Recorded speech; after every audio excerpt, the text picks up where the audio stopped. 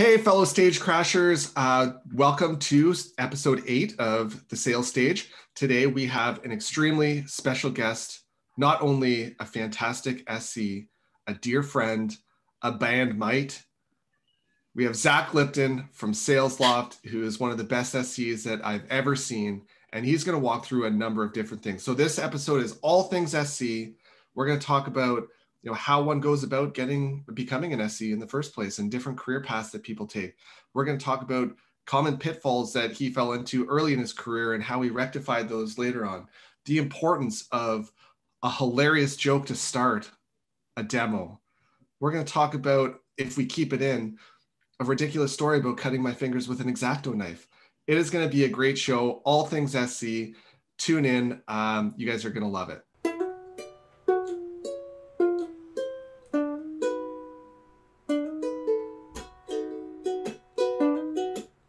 Oh, we're selling all the products and we're telling prospects what we got. Yeah, we're selling the next phase. We'll use lots of buzzwords. It's the next big craze. Jimmy and Reva show. Welcome to the Sales Stage.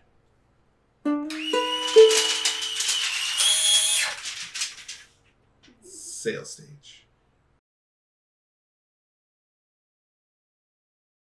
Hey everybody, welcome back to episode numero 8 on Sales Stage. Last week we had a great conversation as Reva was transitioning through roles, and that was we got some really positive feedback on that and some good tidbits, on how to prepare for change and what you need to be cognizant of, how to organize for it. So that was wonderful. We also touched on competition, which it seems as though, based on the feedback that we got, we're going to have to do a bit deeper of a dive into that. So that's exciting, obviously something that I love. But let's talk this week. We've got a super exciting show lined up. We've got one of the most specialist guests, probably in Northwestern Ontario. I'm going to go out on a limb and say, someone that we've worked with in the past, who's actually, you know what? I'm not even going to say anymore because he's going to intro himself in the third person, but we got a fabulous show lined up and we can't wait to get started. Cool. Thank you, Jimmy. Thank you, Reva. I would like to welcome a friend of the show, friend of the family, Zack Lipton, onto the show today. Zack is a sales engineer currently working at SalesLoft in the UK, selling high-quality sales engagement solutions to the masses. In his free time, Zack likes to listen to Bruce Springsteen, play the mandolin, eat bagels, and visit Russian saunas. And excited to be here today to share knowledge with the masses. That's awesome. Wow, I'm intrigued. I will say I'm intrigued. You don't just like to eat bagels, right? No, I make them. I am a hobby bagel meister. I make them at home, yeah. So impressed. That is super impressive. Now, on the bagel thing, have you ever gotten into trouble eating bagels on a call, or was that just someone on the team who that happened to? I was a witness to it once with a colleague eating bagels on a call and getting scolded, but sometimes you gotta go big or go home, and that was an example of that. Yeah. What's your favorite bagel flavor that you've ever made? I'm a traditionalist. I do poppy seed with just a bit of salt. I do Montreal style at home, boil them in honey, and they're a little bit sweet on the outside, nice and chewy. Delicious. Highly recommend it. I'll bring them over sometime. Oh. What's Montreal style? You make like meat on it, like the shaved meat? No, Montreal Smoked style. meat. Yeah. No, Montreal style is baked typically traditionally in a wood-fired oven, very high temperature, boiled in honey first. So a little bit sweeter than a traditional New York style bagel. And they're also kind of, I would call them smaller and more ovular or more wider, I would say, than a traditional New York, which is much more puffier. Okay. Yes. Wow. I love bagels. So welcome to the Bagel Podcast today, guys. Yeah, let's talk bagels. What, and then if you have to cook them in like a wood stove, do you have access to a wood stove? Do you own a wood stove? Where does one go about finding a wood stove? No, I don't have a wood stove, unfortunately. I do have baking stones in my oven, and I crank my oven up as hot as it gets, and it's a pretty good it does the job pretty well, but it's definitely not a wood-fired oven. That's those are life goals. That's where we're getting at. I'll get a wood-fired oven in my backyard. Wow. Well, I will say I do follow some people on Instagram who have them, and like the homemade pizzas that they do, incredible. Yeah. They just look really good. And then I just order Domino's instead. So, Okay. because I don't got one. All right, perfect. Let's get into what the show is all about, and that's SCing. All right, things Zach? SC. What do SCs call each other? Like if you're like, do you get, like when you're on a motorcycle and like you always do that wave? Like do SCs have like a secret handshake that they give each other? There's a little hat tip, How you doing? Yeah. Tip of the brim to you, sir. Yeah. Let's talk like, so what is an SC? What does an SC's role entail? Yeah, so typically sales engineers, solutions consultants, pre-sales consultants, all really the same thing, but their job is really to bridge the technical gap in the sale and eliminate any technical barriers to sale. So kind of the extent of what that means is going to depend on the complexity of the solution that we're selling. But usually, yeah, to accompany the sales rep and manage any technical complexities that might arise and, help kind of build that full picture of what a solution would look like. I know I can speak for both probably Reva and myself. Like they're the lifeline, I think, of deals, especially in SaaS. Like you need a good SC, just like Zach around, right, to help with that piece. I'm super curious though, because like it's not a niche position, but it's a unique position, right? So maybe give us like a quick once over of your career to date, maybe the path that you took into becoming an SC, and then what I think might be interesting is like you obviously work with a ton of other SCs. Like what is the typical career path, or like when does someone say that is the role for me? I'm curious as to how that would go. I've seen some progressions happen, but I'd be curious to see like what the main pieces of that. Yeah, no, it's a good question. I think it is a niche role, right? It's a role people in university today have no idea what this role is. Right? Because if you think about it, it's kind of sales, but it's sales adjacent, and it's kind of the fun part of sales was the best way I heard it described to me. Is we get to do the demo and do all the fun stuff, and leave the negotiations on the table for you guys. But I fell into it like I think a lot of other people did, where my first job in SaaS was writing RFPs and security reviews at Ceridian. And as much of a pain that is, and as an emotional drain that can be to spend all day writing RFPs, it's a really quick way to get to learn the product and to learn the space, because you end up answering all these critical questions for customers day in, day out. So in that world, I then moved into, we called it application consultant, but I think specifically in the HCM space, the sales engineers were like real domain experts, right? They are like payroll and HR specialists who had been payroll administrators for 20 years. So they needed technical backup to help them do all the product configuration and build integrations and build out proof of concepts. So that was my job there. And then I moved into a sales engineering role where from there to Vidyard, where I spent 3 years sales engineering there and moved into the post-sale world. And then now wanted to move to Europe. So I found a job with SalesLoft, where we've been lucky enough to be able to start and grow the European team from scratch there. In terms of how most people get into it, I'd say there's kind of typically 2 different paths I see. You can often we see a lot of people come through the path that I went through, where if they're working for bigger companies that have RFP teams or security review teams, it's a really good path in. I've also seen people come in from an SDR role if they're like a little bit more technically inclined. And they could be really successful there because they have the sales skills already built in. They've honed them a little bit already. But I think that it's a really interesting role, because I think of it as like almost the natural evolution of somebody who enjoyed spending time as a kid, like reading forums and figuring out how to mod their Xbox to like play burnt games, or like figuring out how to hack cell phones.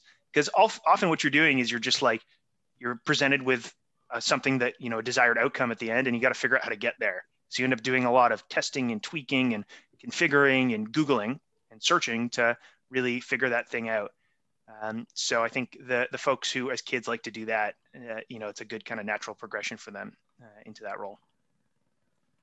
Yeah, super interesting, because there's a few things I'd also, if we unpack that a little bit. So like for you, you've worked with hundreds of sales reps, right? And are there sales reps? I mean, we'll take Jimmy off of the plate, but are there sales reps that you work with where you're like, this guy or this girl, they've got like the technical chops, and then for you as someone who would expand your team, is that ever something that you're looking into where it's like, what, I think this individual would make a great SC because one, they've got that creativity that you're talking about and always thinking bigger, but then they also have that storytelling ability, which I think like for you and working with you, right, that was one thing that really stood out is you can take people on this journey through telling a story, right?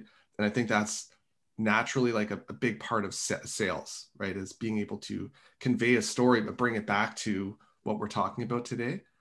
And so you've got that mix of technical validation and then storytelling.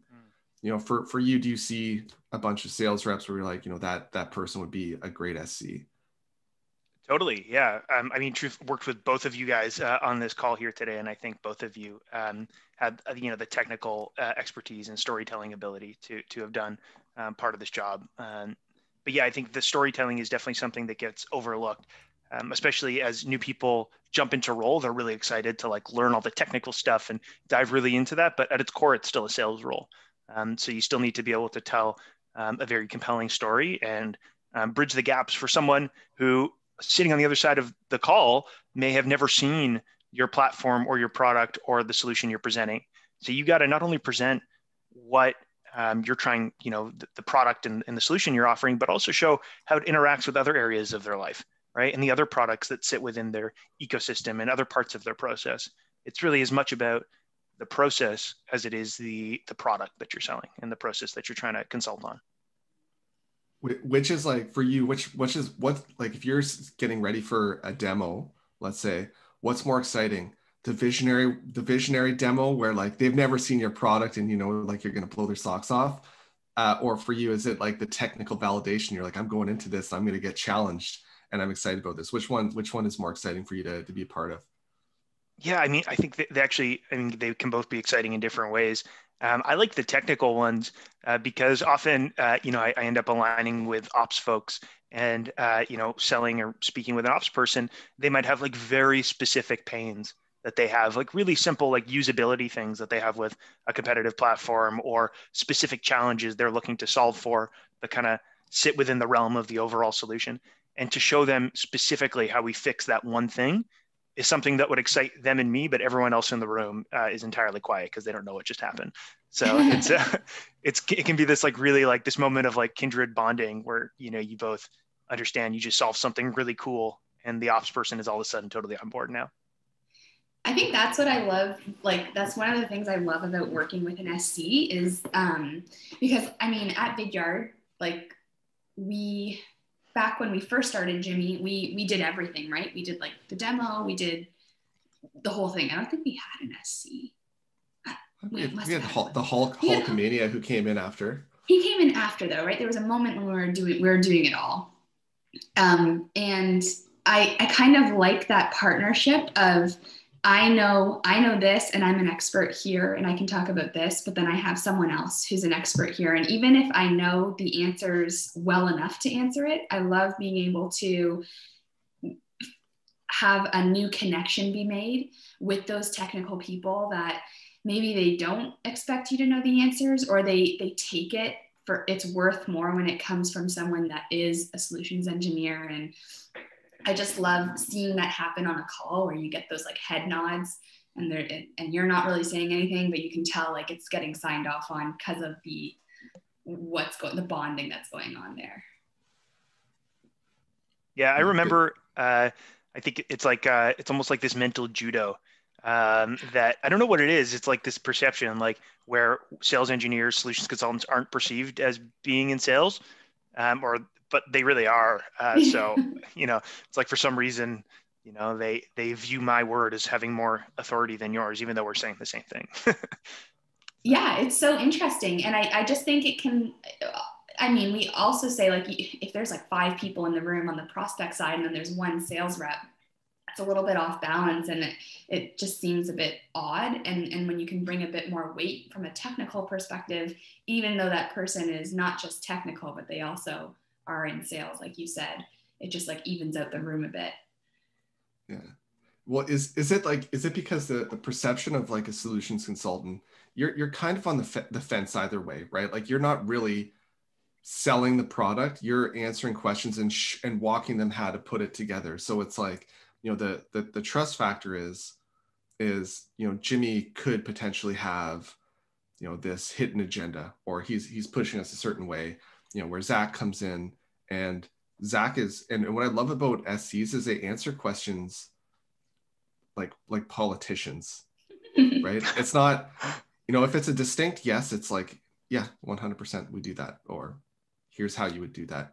If it's like potentially a no or a maybe, it's always like, yeah, that's certainly possible, because let's face it, everything is possible, but here's what you would have to do. And they can go that next layer deep, right? Which I think earns a lot of trust. And probably, I don't think it's like they take your word as being better than a sales rep's word. It's just, if an SC says it, then they're in the platform all the time, and they would know whether or not it's a good idea or bad. And I think that's also great, because sales reps don't want to chase a deal where it's not necessarily aligned to the platform's strengths. It's like, yeah, you could do that, but I think we're in a world today where if they're not going to see total value from your platform, they're going to be a churn risk, in 6 to 12 months. So it's not even worth trying to pitch your product to do something that it's really not meant to do. I think I like that too, of like having someone else in the room on your side who can like give you a bit of a reality check as a sales rep. Like you get just happy ears, or you're like, oh, this is 100% going my way. And then after, when you debrief, they're like, yeah, what they want to do is not really, it's not a good fit, or, and it's like, oh. But if you were there alone, you don't have anyone to really like gut check you. Totally. Sure. And I think that relationship that like a sales engineer builds with the sales rep is like super critical. And it's also something that often gets overlooked as new people are in that role, where they step in and again, they focus on the technical, but they don't always focus on building that internal dynamic. Because as much as the customer is the customer and we're all accountable to the customer, we're also accountable to the sales reps. And we have to, part of what makes this job successful and what makes the customer successful is our dynamic and how well we can communicate and bridge a cohesive story to them. So that's something that I think gets overlooked. And there's ways to foster that, right? Like if whether that's a call review or debriefs after the call, and good ways of queuing up and organizing your pitch together, and aligning on the value you're bringing. But ultimately, it's just something that, like any relationship, needs time and work to build and grow. Let's talk about that for a bit, because I think that is very crucial. The relationship, right? Maybe walk through, and if you've got some stories or scenarios, like how important the relationship is between the sales rep and the SC and the overall group. Yeah, I mean, it's critical. And in terms of, stories, I've seen lots of times where it's worked and lots of times where it hasn't worked so well. And I think the key thing is communication, right? Like something as simple as having like a 10-minute debrief after every call, which is now even more challenging with COVID, right? Because now we've got this kind of tendency to book everything back to back to back, where you don't have any time between meetings to catch up. But it's the immediacy of that communication, that feedback, that's important. Because telling someone a day later that you didn't like the way they worded a specific pitch, or they could have changed something to make it a little bit more compelling, both ways, from the sales rep to the sales engineer and vice versa, loses a lot of its impact if it's not immediate. And I think, as well, things like call reviews, that's one thing I've seen work really effectively. I would do this with one of the sales reps that I was aligned with, where every week we would pick a call and we would review it on our own time asynchronously. And then we get together for 30 minutes and just talk about and kind of be critical with each other and with the goal of improving. So I think that was one thing where we were able to, collectively get better. That's awesome. I think that partnership is so important because there's definitely like some SCs that you've like worked. It takes that relationship takes a lot to foster. What's something that maybe sales reps overlook that's important to prepare your SC or work well with your SC that you wish they would know or that you've learned just from your years of being an SC?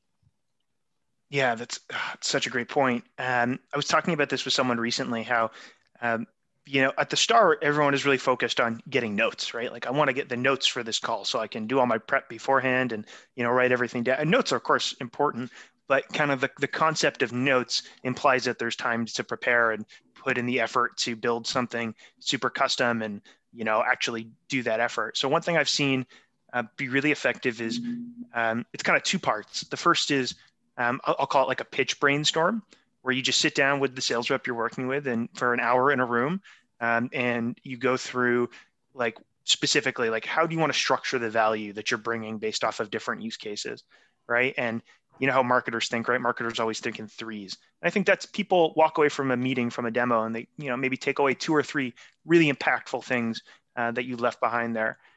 So just taking that time to align with the sales rep, like this is the value this we're pitching. These are the words we're going to use, right? And this is kind of the way we're going to position it. And being aligned on that can be really effective.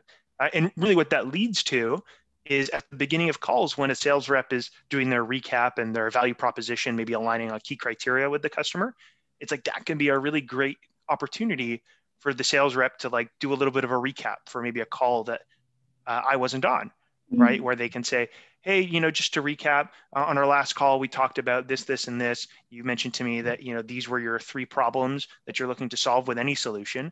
And you mentioned you had specific interest in these four areas, right? And then for the quick thinking sales engineer, they now understand they have a broader picture of what are some of the things they could be weaving into their narrative as they're telling their story as well. So it's almost like that kind of open communication channel and back and forth that can be really beneficial. I mean, I love that. I think like, if you have the time to do it, um, there's nothing better from a communication standpoint than obviously being on the same page and walking and talking through those types of things. I know one issue that seems to continuously like come up, right, is, the roles within a demo.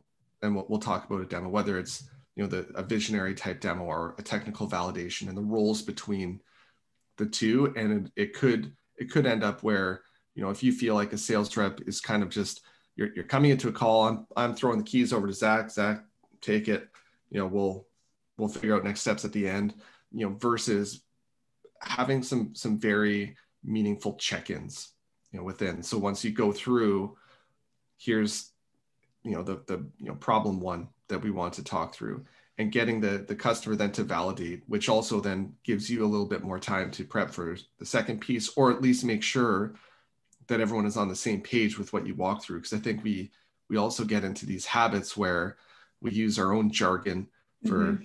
God knows what.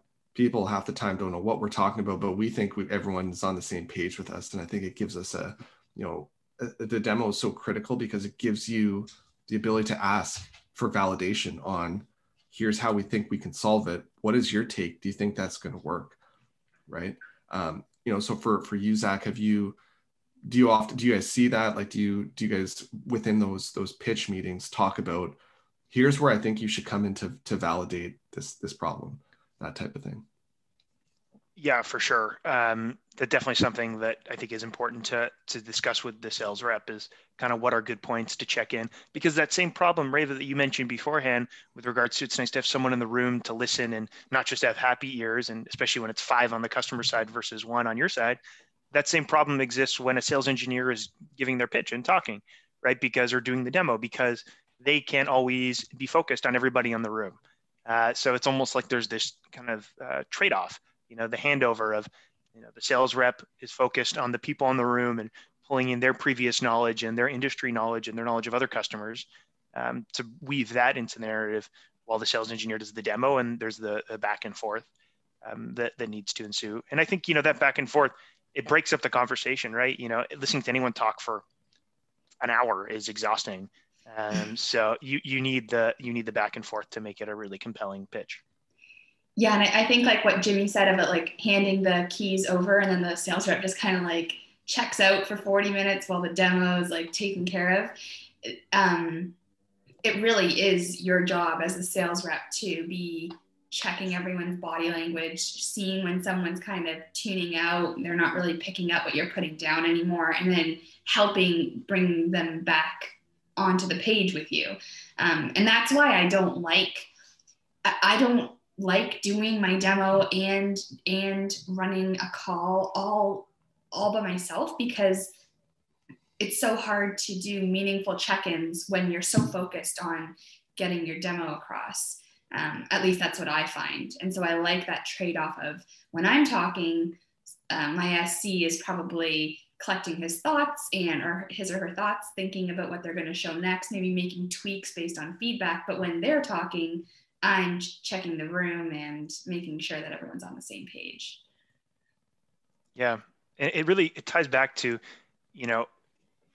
at every point in that conversation, every feature you show, you have to back it up with a benefit and a use case and a customer story if you can, right? And it can be, it can be a lot to do that. And I think that's where, like, especially with use cases or other customer stories, that's where like a sales rep stepping in and saying, I got another customer in a very similar use case to you that is doing the same thing, and this is how they're doing it, and this is the success they've seen. And I think that's the kind of context that, the good overlap between the sales rep and the sales engineer can lead to. Mm. With one question I had as well. So, I think of like the movie Groundhog Day, and like, from an SC perspective, right? You're coming into typically like an opportunity or sales opportunity at the same time, almost all the time, right? Sometimes you'll sit in on discovery calls depending on what it would be, but then you kind of like, now it's your turn to take the stage. For you, as someone who's been working with SalesLoft it's been over a year now, right? Yeah, almost 2 years. Yeah, almost 2 years, right? And so it's like, how do you get yourself excited? How is it like that you change kind of like your stories as you go to keep yourself engaged, right? Because you can get into that rabbit hole of like, I'm going to show 1, 2, and 6, and then that's what I'm going to do, and I'm going to crush it, and then I'm going to go on to the next one. But it's like, for you, I know a guy who's always, being creative and thinking of creative ways to do things. How do you keep yourself engaged in that and change your pitch, and how often maybe? Yeah. So a couple things. So first, with regards to changing the pitch, I think I personally view every demo as like a conversation. You may have heard my joke. I use it at the front end of pretty much every single call I've done in the last 4 years, where I'll say, hey, I'm about to walk through a demo now. As you might tell from my accent, I'm Canadian, so just interrupt me. I'll probably just apologize or something. I get a laugh. Also, demo is a great place to try out new material. I think it's a great way to loosen up the room and get people talking and get people engaged. But yeah, I think just asking really pointed questions at people in the room, because ultimately, we're selling the same product, but we're selling different solutions. And to every industry that we're selling and every customer, they have a different set of problems. And we'll go in there and try and consult on that problem. Which is something very small and sometimes very large, but measurable. It's something very measurable. So yeah, trying to ask like pointed questions. That if there's a marketing person in the room, asking them what their marketing lead flow looks like. If there's a sales leader in the room, ask them what their forecast accuracy looks like today, and understand their processes that sit around the products that they use. That's interesting. Are you typically like, when you ask those types of questions, how often does it happen where you're surprised that a lot of these companies don't actually have those metrics on hand, or something they'll have to dig into? Is that something that surprises you? No, it doesn't surprise me. That's more often than not, that's what we see, is that a lot of these things people weren't measuring in the past, which, almost adds to the use case, right? Adds to the business case behind it, because they're not measuring it for a reason, because it's too difficult to measure, or they didn't have a way to capture that information. So it's a little bit of a different pain. The pain isn't, oh, your click-through rates are too low. The pain is we don't have a way of capturing click-through rates. So, yeah. Trying to solve for something slightly different. I don't know. I find that, and that's a tough part, right? Where it's something that historically hasn't been measured. And so your product does become more of a visionary sell, because how are you truly going to justify an ROI on something that you haven't been tracking before? So your benchmark is either industry average, something that you've, from another customer, right? And I think that's the difficult part when, everyone is focused in on their ROI. How do we determine like a real ROI? It's going to take us 12 to 24 months to really develop a baseline of what it looks like, right?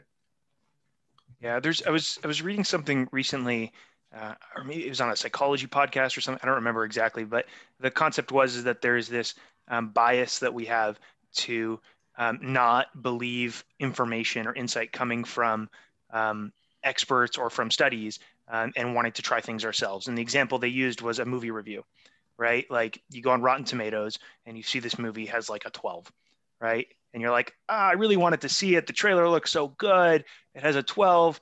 I don't believe it. I'm still going to see it anyway. Chances are it's still going to be a terrible movie and you're still going to hate it, because more often than not, you conform to the average, and your output is going to be the same as the average. And I think the same kind of thing occurs with ROI, right? Where they have no idea what to baseline or what they should be doing or what they should be thinking. But if I share a study of thousands of customers and their average values, like, I don't believe it's true. More often than not, it is. And, that's usually kind of the direction that you kind of lean into, is showing these are the case studies, and, similar scenario, you can expect similar results. That's a really interesting thought. I feel like I'm going to think about that for a while, because I, like, on a similar note, I've read, there's like a sales thought leader on LinkedIn that I really love his content. And something he talks a lot about is like, don't drop so many stats. Like, oh, you could get a 5 times increase or a 260% like increase. And it's like, just say, doing this, you may see an increase. Because there's like, number one, there's so many variables that go into whether you're going, like, someone could purchase SalesLoft, but if they don't get the rep buy-in to use it, they don't do proper training, they don't have a program around it, they're probably not going to have as much success as someone who is like fully bought in on the management VP level. The reps are all psyched, they're all trained, they have a process in place. So it's like, it's easy to say like, oh yeah, like a 5 times increase in sales rep productivity, but there's so many other aspects that go into that. So sometimes it's just nice to say like, you'll probably see an increase. Yeah. 60% of the time, it happens every time. Yeah. Yeah. I mean, if you buy a car with the intention of driving from Toronto to Kitchener, but you don't drive it, then you're not going to, achieve the distance between Toronto and Kitchener, right? Exactly. You have to use the thing the way it's meant to be used. And, I think a good part of that, like sales engineering does tie in with customer success in that sense. Like, we uncover so many pains in the pre-sale process, and so many desired solutions and outcomes for the customer, that it's like our responsibility as well to make sure that the CS and launch teams are totally aware of this and aligned to help the customer achieve that after they've become a customer. Mm. Cool. One thing, and we'll then get into more of like, I think the tech conversation, but one quick question I had for past Zack. So rewind yourself back into your starting days. Maybe what's something that you've developed in your tenure along the way that you're like, oh, I wish, Zack, when he used to have, hair down to his armpits and started at Vidyard, what is one thing that I wish I knew back then that I've kind of come to realize along my journey? Yeah, I think, so first off, I mentioned beforehand, like the power of a joke.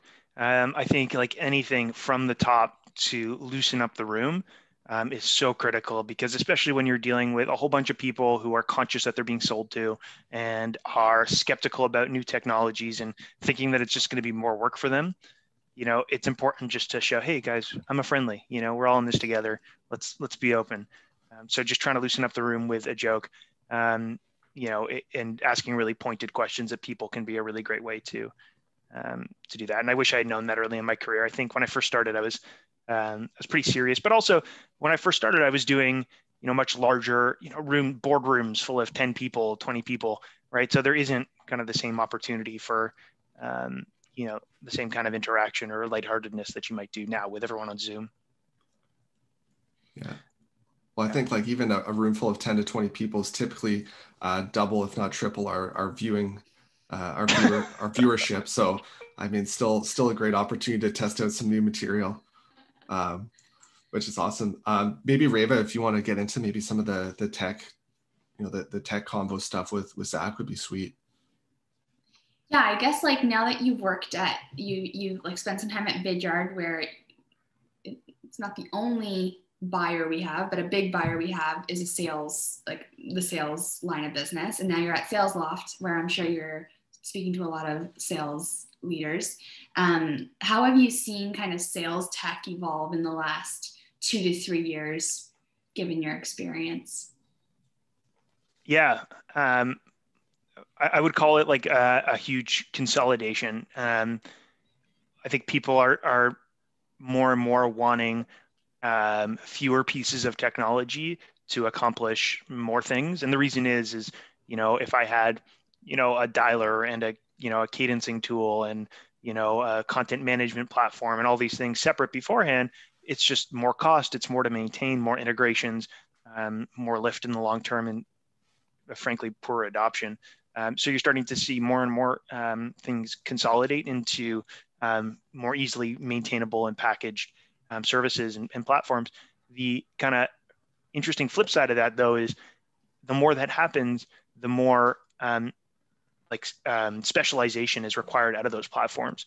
So like I use SalesLoft as an example. SalesLoft is compared to like Salesforce or Marketo, a pretty easy tool to administer, but it's still specialized. And in order to get the most out of it, there is training and, experience you need to have with the platform.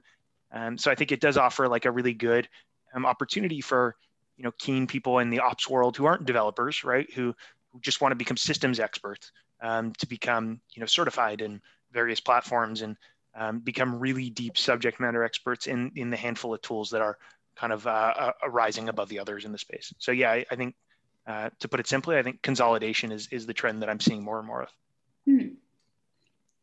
Yeah, for sure. I know that I've even like when I was on the BDR side managing that team, hearing from the reps about how like it's a little bit of a headache to, for instance, get a lead from this system, then open it here and then get it over here and then like email them for the first time, like the amount of clicks it takes and moving from program to program to program, like your data enrichment program to your CRM to SalesLoft. That is a struggle where, you want everything in the one place that you kind of live out of as a sales rep day to day. You just want to be able to stay in that platform. So I could totally see that. I feel like I always do this where I like download a new extension that I feel like I'm definitely going to use it. And then 2 weeks later, I'm like, okay, get this off my Chrome. Yeah. What are, I guess, Zack, for you, like what are, some of the, the sales reps excited about? What's some tech that you guys have come across? You're like, yeah, this is a great point solution, or this is awesome. Anything that comes to mind? Yeah. So there was one piece of tech, I forget what it's called right now. It'll come to me, but there's a mutual plan software, which I thought was pretty cool, where it allows you to create like a living, breathing mutual plan document and share it with the customer, and they can make edits and suggestions to it. And it's just like a really easy to use, easy to navigate interface. But I think in general, I think what excites most people in this space is the concept of driving action off of insight and linking those two things together, wherever that should be, right? Like for so long, the rallying cry was analytics, insights. But like analytics are only so good as they tell you what to do off of the back of it. And I think whether that's like in progressing opportunities, in moving people through, the prospecting funnel, and responding to people if they engage with your videos, I like the trend of seeing how these platforms are evolving and how they're starting to kind of present, this is what the next best action is. This is what you should do now. Kind of that predictive bit. Cool.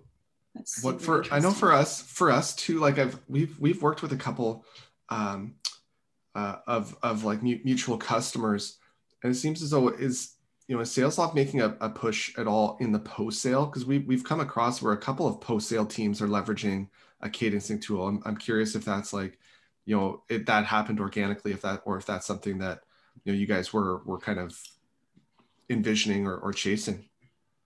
Yeah, I think it occurred pretty organically, because you have to think, so much of this, it all starts with the sale, but it all, keeps on going with the renewal, right? And the larger your contracts get and the more you get, the more important it is to renew and keep those customers happy. So, if you think of a cadence, it's the main purpose of a cadence is just a continuous stream of communication that's driven by a person as opposed to by a system. And that works just as well in the post-sale customer success implementation side of the world as it would in the prospecting use case as well. Yeah, I know we worked a lot of support use cases together, and I think that was one of my biggest takeaways is it's a very similar experience, whether it's pre-sale or post-sale.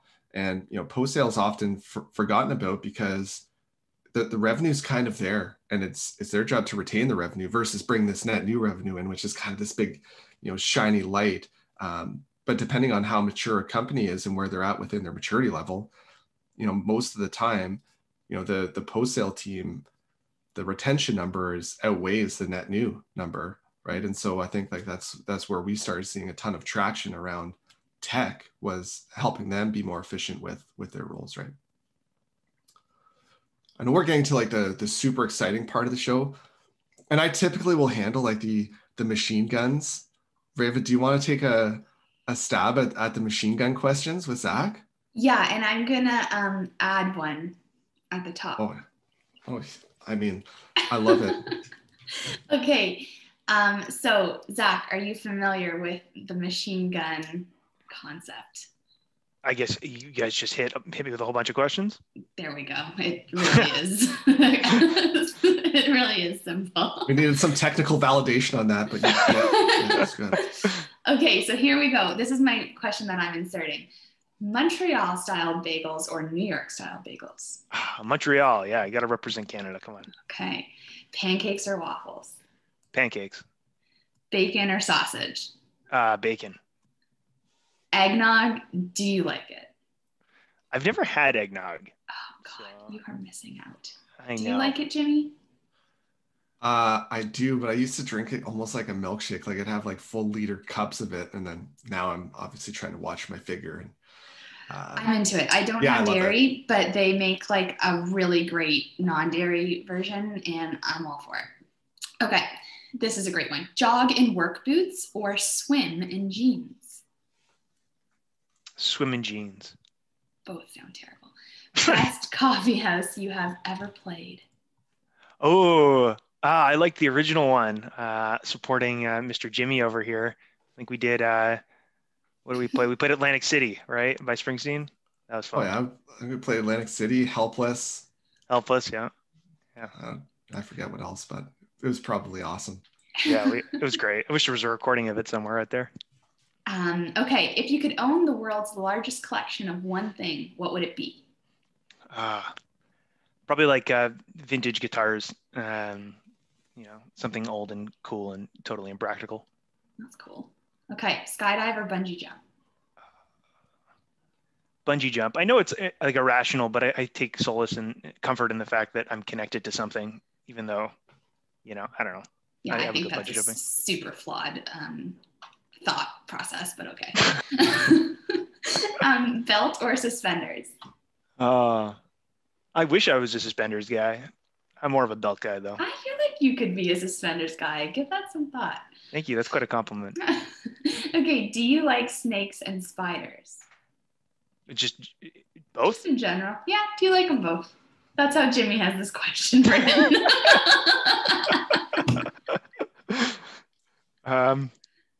Sure. Yeah, sure. Why not?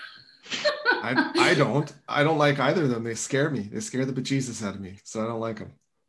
I gave this some thought too, and I like them if they're like, I don't want them like in my bed, or I don't want to wake up and see one on my pillow. But if I'm like outside and I see a really cool spider or snake and I don't think it's gonna like attack me, I like it. Yeah, I like them in my bed. Okay. Best advice you have ever received? Yeah. So I think don't forget to be easy with yourself, to be gentle with yourself. That one I really liked. We often tend to be harder on ourselves than we would be anyone else around us. So don't forget to be gentle with yourself. I love that. One thing on your bucket list. Play another coffee house. Oh, let's make it happen. Yeah. A virtual coffee house for now, but we can get there. Yeah. We'll live stream out of the shed and breakfast. I love it. And the last one, best place you have ever visited. Yeah. So there's this exotic shed somewhere in the backwaters of Waterloo region. All sorts of magical things happen in that shed. So I'd say that's pretty close to the best place I ever visited. Well, I can't argue with that. It is magical. It does now have a floor in it, which is even better. So we put like a nice gym floor down and used it as a home gym. So Jimmy, if he threw his back out putting that mat in. Oh no, I did. Man, I don't know if you've I have a lot of respect for the gym in general, because you can get stronger, and it is kind of funny that I threw my back out building a gym. But these mats, no joke. So I got them off my my friend who owns a flooring store in St. Catharines, Niagara Falls. And I didn't think anything of it. He was like, yeah, I'll have them shipped over to Kitchener. Just grab them there. I'm like, yeah, perfect. Luckily, I do have a pickup truck. So I show up there. They have to use a forklift to put these things in my trunk. They're like 300 pounds per tube. And it's like this thick rubber. So I'm like, okay, perfect. How am I supposed to get these out? So I basically take like 4 days driving around with like 900 pounds in the back of my pickup truck. I have to stop for gas every like 3 blocks because it's like just burning gas. Then I'm like, okay, I'm going to go to Canadian Tire. I'm going to get myself a dolly. So I get a dolly, and yeah, it worked. But like, will I do it again? Yeah, maybe like when Wyatt and Layla are like 16, 17 and can help with it. But because Dad was in there just like on his hands and knees, like having to do these intricate cuts of this rubber. And I'm not well enough educated on the rubber world to figure out what's the best kind of knife. So I've got this like heavy, like the heaviest duty, like, triple star X-Acto knife that I'm using to make these intricate cuts. I'm not even joking. By the end of it, I had cuts on every single one of my fingers from like, Anyway, it looks ridiculous. Great. It looks great. It's functional. And I was sitting in there. My dad came over to help build the, we do an outdoor rink in the backyard. So we basically got the frame and everything built. I think it was like Friday evening or afternoon. And then we went in there and sat down, and it's like, and watched some of the college football that was on this past Friday. And it was perfect because it's like so much more warm in there. Like, Zach, you remember like how cold it would get in the winter. It's nice. So anyway, I don't know where that 12-minute story just came from, but I guess it was just waiting in the weeds, just ready to attack. Yeah. All right. Awesome, Zach. Well, thanks for joining me. I really appreciate it. Yeah. Thanks for having me. That was great. It's nice to catch up with you both.